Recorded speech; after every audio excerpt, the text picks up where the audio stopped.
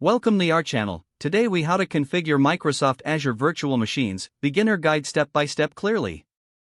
To begin, log into your Microsoft Azure portal. Once you're logged in, navigate to the left-hand menu. Click on Virtual Machines. In the Virtual Machines section, click on Add to create a new virtual machine. You will be prompted to choose a subscription. Select the appropriate subscription for your project. Next, choose a resource group.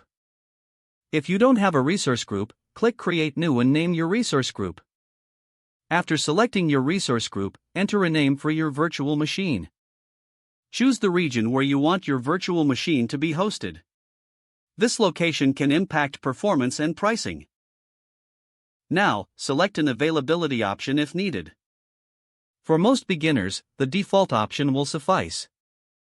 Next, choose the image for your operating system. You can select Windows or a variety of Linux distributions based on your needs.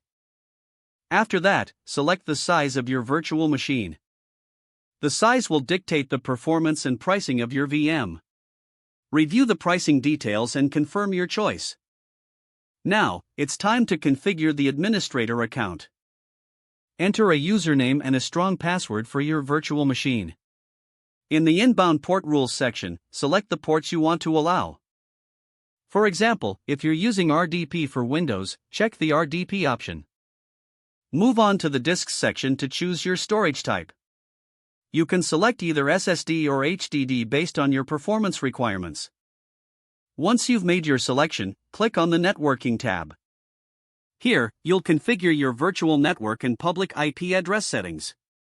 Verify that the security group rules meet your requirements. Next, navigate to the Management section.